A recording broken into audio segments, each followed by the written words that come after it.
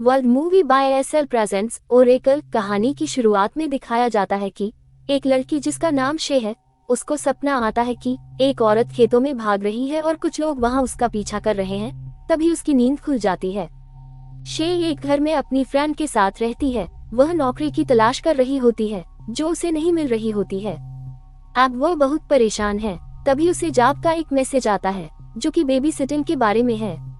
अगले दिन एक औरत केट शे के कॉलेज जाकर उससे मिलती है। वह उससे कहती है कि तुमने मेरी एक जॉब लिस्टिंग पर अप्लाई किया था, मैं यहाँ तुम्हारे बारे में पूछताछ करने आई थी। आगे केट शे से कहती है कि तुम मेरे घर आकर एक बार मेरे बच्चों से मिल लो, इसके बाद अगर तुम्हें ये जॉब नहीं करनी है तो मत करना, इसके लिए मैं तुम्हें $200 दूंगी। ये सुनकर शे बेबी सिटिंग के लिए हाँ भर देती है।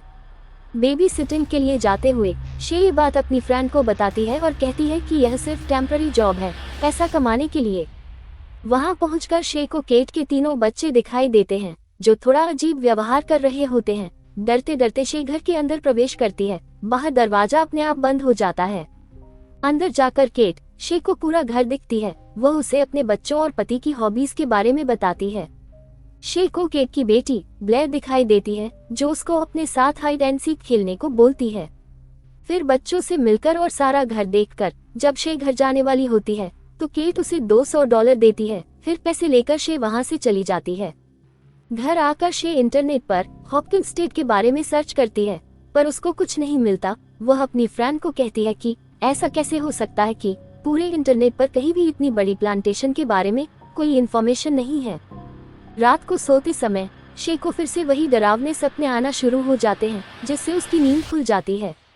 तभी उसको केट का फोन आता है। वह उससे पूछती है कि क्या तुम रात को बच्चों के साथ रुक सकती हो। इस पर शे बच्चों के साथ रुकने को तैयार हो जाती है।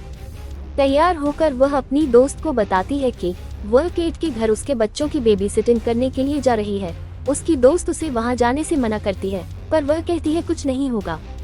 फिर वह टैक्सी से केट के घर पहुंचती है जहां केट उसे घर के अंदर ले आती है। फिर वह शे को बच्चों का ख्याल रखना को कहकर और उनके बारे में बताकर वहां से चली जाती है। कुछ देर बाद घर की लाइट चली जाती है और तभी बिजली चमकने पर शे के पीछे एक साया दिखाई देता है। बच्चों के कमरे में आकर शे बच्चों को चेक करती है पर अब उसे भी किसी के वहां होने का एहसास होना शुरू हो गया होता है। तभी उसे ब्लेयर की आवाज आती है। वह उसके कमरे की तरफ जाती है। वहां जाकर वह देखती है कि ब्लेयर ने वॉश बेसिन में गर्म पानी के नीचे अपने हाथ रखे हुए हैं और वह किसी को सॉरी बोलकर चिल्ला रही है। शे आकर वहां से उसके हाथ हटाती है। फिर वह ब्लेयर से पूछती है कि ये तुम क्या कर रही हो। तब ब्लेयर उससे कहती है कि उसने मुझे अपने हाथ से यह गंध उतारने को बोला है। इस पर वह पूछती है कि किसने और किसकी गंध। तो ब्लेयर कहती है मेरी माँ ने तुम्हारी। फिर ब्लेयर को सुलाकर शे अपनी फ्रेंड से बात करती है। वह उससे कहती है कि इस घर में कुछ बड़ी गड़बड़ है। तभी उसका फोन कट जाता है। तभी उसे कुछ आवाज सुनाई देती है। वह ऊपर जाकर चेक करती है तो वहां उसे केट का बेटा दिखाई देता है। वह शे को एक पेंटिंग दिखता है जो पेंटिंग शे ने अपने सपने में भी देखी होती है। फिर एंड्रू शे से पूछता है कि दरवाजा कौन खटखड़ा रहा था। तो शे कहती है कोई भी तो नहीं था, अब तुम जाकर सो जाओ। फिर शे को सीढ़ियों में चेस खड़ा हुआ दिखाई देता है। वह उससे पूछती है कि तुम अभी तक सोए क्यों नहीं। तभी उसे केट का फोन आता है। वह चेस को सो जाने को बोलती है। तभी डॉक्टर के आ जाने से वह फोन काट देती है। तभी उसे पानी चलने की आवाज आती है। वह बाथरूम में जाती है तो वॉश बेसिन में से अपने आप पानी निकल रहा होता है। वह टैप बंद कर देती है। तभी उसे शीशे में कुछ अजीब सा दिखाई देता है पर शीशा साफ करने पर उसे खुद की शक्ल दिखाई देती है। नीचे आकर शे हॉपकिंस स्टेट के बारे में और सर्च करते करते सो जाती है। तभी वही डरावना सपना देखकर वह उठ जाती है। एंड्रू अब दोबारा से जाग चुका होता है। एंड्रू शे को अपने पूर्वजों की किताब दिखता है जिसमें से एक फोटो खींचकर शे अपनी दोस्त को उसे चेक करने के लिए भेजती है। फिर उसको किचन में दूध पिलाते हुए शे को दरवाजे का वही हैंडल दिखाई देता है जो वह अपने सपनों में देखती थी। तभी शे को लगता है कि बाहर कोई है। वह शीशे के पास आकर देखती है तो उसे कुछ दिखाई देता है। तभी वहां से दरवाजे का लाल हैंडल गायब हो जाता है और सभी खिड़कियां अपने आप बंद होने लगती है जिसे देखकर एंड्रू बहुत डर जाता है। उधर बाहर पैट्रिक को अपनी कार में शे की चाबियां दिखाई देती है। उनको लौटने वह हॉपकिंस स्टेट की तरफ चल पड़ता है। इधर हॉपकिंस स्टेट में अब ब्लेयर जाग चुकी होती है। उसको सुलाने के लिए शे उसके साथ एक गेम खेलती है। तभी किसी का एहसास पाकर ब्लेयर शे से कहती है कि वह जाग चुकी है, हमें छुपाना होगा। तब शे उससे पूछती है कि कौन जाग चुकी है। फिर वह शे को लेकर क्लोजेट में छुप जाती है। शे ब्लेयर से पूछती है कि हम किससे छुप रहे हैं। ब्लेयर कहती है कि तुम्हें यहाँ नहीं होना चाहिए था। अगर उसे पता चल गया कि मैंने तुम्हें यहाँ छुपाया है तो वह मुझे भी मार डालेगी।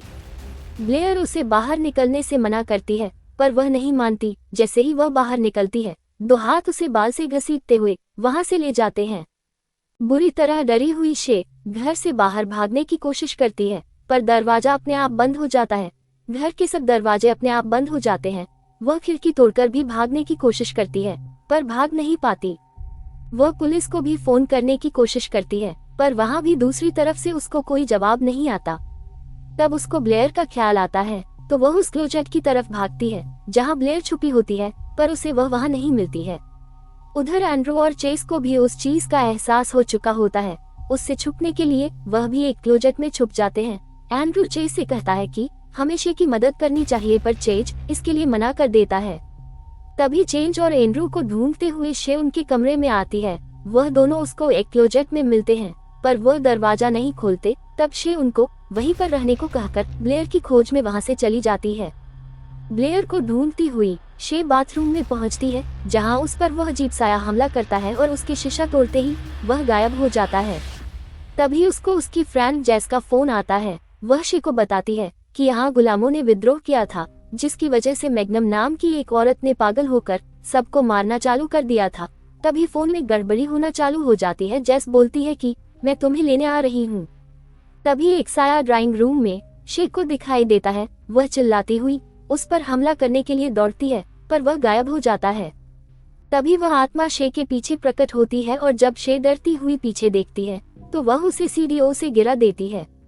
तभी बाहर वहां पैट्रिक शे की चाबियां लौटाने आता है।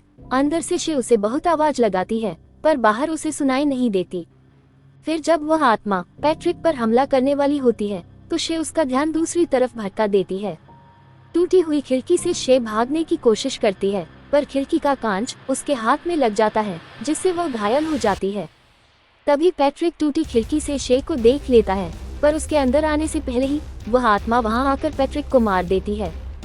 वहां से भागकर शे ब्लेयर को ढूंढती हुई ऊपर आती है। तभी पलंग के नीचे से ब्लेयर शे को पलंग के नीचे आने को कहती है। तभी शे को ढूंढते हुए वह आत्मा उसी कमरे में आती है। वह एक मास्क गिरकर ब्लेयर को डरा देती है। ब्लेयर डर के पलंग के नीचे से बाहर की तरफ भागती है। वह आत्मा उसका पीछा करती है। उधर बाहर शे की फ्रेंड जेस उसको लेने वहां आती है। उधर भागते हुए हॉलवे में शे को एंड्रू मिलता है, पर चेज अंदर से अपने कमरे का दरवाजा बंद कर लेता है और शे को कहता है कि यहाँ से चली जाओ। बाहर जेस को पैट्रिक की लाश दिखाई देती है। वह डरती हुई एक दरवाजे से घर के अंदर प्रवेश कर जाती है।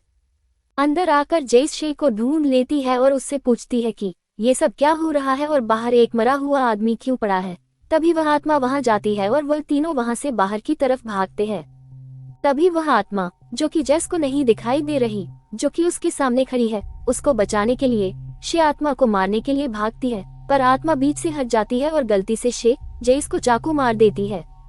घायल जेस को घर से बाहर निकाल कर शे कहती है कि तुम ये यहाँ सेफ रहोगी और दरवाजा फिर से बंद हो जाता है। तभी शे को एक दरवाजा दिखाई देता है, जिस पर वही लाल कलर का हैंडल लगा होता है। वह उस दरवाजे को खोलकर अंदर जाती है। अंदर आकर उसे वहां एंड्रू और चेस दिखाई देते हैं। वह उन्हें कहती है कि उसने ये जगह पहले भी देखी है। फिर वह उनसे पूछती है कि ब्लेयर कहाँ पर है। वह दोनों उससे कहते हैं कि हमसे दूर रहो। तभी शे को केट का फोन आता है। वह उससे अपने बच्चों के बारे में पूछती है। शे केट को बताती है कि एक पागल औरत यहाँ है जो लोगों को मार रही है। आगे वह केट को कहती है कि बच्चे बहुत डरे हुए हैं। एंड्रू और चेस यहीं पर मेरे पास है, पर ब्लेयर कहाँ है मुझे नहीं पता। I am sorry.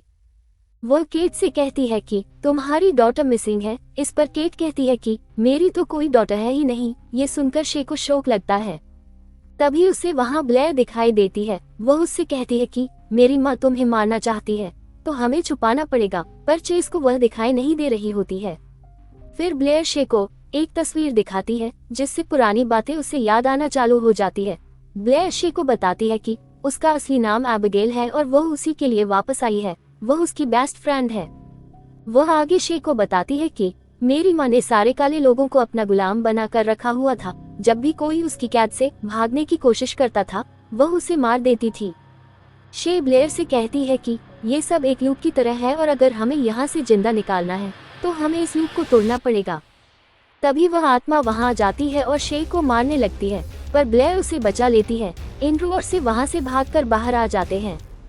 सारे घर की लाइटें टूटने लगती है। भागती हुई शे एंड्रू को घर से बाहर निकाल देती है और खुद वहीं रुक जाती है। तभी ब्लेयर वहाँ आती है और शे से कहती है कि तुम पहले भी मुझे इसी तरह छोड़कर चली गई थी, अब मुझे छोड़कर मत जाओ। तभी ब्लेयर की माँ की आत्मा शे को मारने के लिए आगे आती है, पर ब्लेयर शे का हाथ पकड़ के उसको घर से बाहर धक्का दे देती है। तब शे को याद आता है कि कैसे पिछली बार उसको बचाने के लिए ब्लेयर ने अपनी जान कुर्बान कर दी थी। तभी अंदर से एक हाथ आकर शे का गला दबाकर उसको हवा में उठा लेता है, पर वह आत्मा जैसे ही उसको मारने लगती है तभी अंदर से बहुत सारे गुलाम आकर उसको पकड़ लेते हैं।